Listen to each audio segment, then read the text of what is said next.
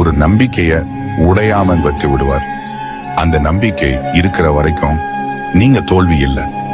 இதுதான் சிவன். வில்வ இலை ஏன் சிவனுக்கு இவ்வளவு முக்கியம்? பல பேருக்கு அது ஒரு பழக்கம் மாதிரிதான். கோவிலுக்கு போனோம், பூ வாங்கினோம், வில்வ இலை வைத்தோம், கண்களை மூடினோம், வெளியே வந்தோம். இதுல சிவன் சந்தோஷப்பட்டாரா? நமக்கு புண்ணியம் சேர்ந்ததா? அன்னு யாரும் உள்ளுக்குள்ள கேட்க மாட்டாங்க. ஆனா வில்வ இலை ஒரு சடங்கு இல்ல, அது ஒரு நினைவூட்டல். வில்வ இலையில் 3 இலைகள், ஆனா ஒரே காம்பு. இந்த காட்சி சின்னதா இருந்தாலும் அதுக்குள்ள ஒரு வாழ்க்கை பாடம் இருக்கு. உடல், மனம், உயிர், இந்த 3ம் நம்ம வாழ்க்கையில எப்பவும் ஒரே திசையில இருக்குதா? இங்கதான் உண்மை ஆரம்பிக்குது. இன்னைக்கு பல பேரோட வாழ்க்கையில இந்த 3ம் 3 திசையில ஓடிக்கிட்டே இருக்கு. உடல் வேலைக்கு போகுது, பணம் தேடுது, சோர்வடைகுது. மனம் வேற எங்கேயோ இருக்கு. பயம், போட்டி, ஒப்பீடு, எதிர்பார்ப்பு. உயிர் அமைதியா ஒரு மூலையில மௌனமா உட்கார்ந்து இதெல்லாம் பார்த்துக்கிட்டு இருக்கு.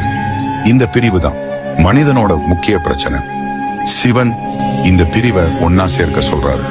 அதுக்குத்தான் வில்வ இலை.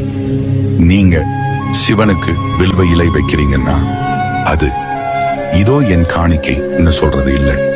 அது நான் ஒன்னா இருக்க முயற்சி செய்யறேன் என்று சொல்ற உறுதி. அதனாலதான் வில்வ இலை வைக்கும் முன்னாடி ஒரு கேள்வி உள்ளுக்குள்ள எழணும். நான் உண்மையா இருக்கிறேனா?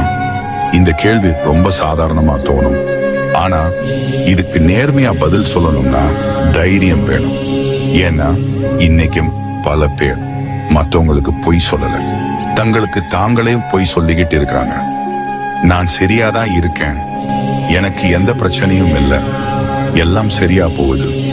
இந்த வார்த்தைகள் பல பேரோட வாழ்க்கையில ஒரு கவசம் மாதிரி ஆயிடுச்சு. ஆனா உள்ளுக்குள்ள மனம் அழுது கொண்டிருக்கும். வில்வ இலை அந்த கவசத்தை மெதுவா கழற்ற சொல்றது. நான் யாருக்காவது ஏமாத்துறேனா? இந்த கேள்வி ரொம்ப வலிக்கிற கேள்வி. ஏன்னா ஏமாற்றம் என்றது அடுத்தவனை மட்டும் இல்ல, பல சமயம் நம்ம நேரம், நம்ம உழைப்பு, நம்ம உணர்ச்சி, நம்ம உறவு, இதையெல்லாம் நாமே தவறான இடத்துல வச்சு ஏமாத்திக்கிறோம்.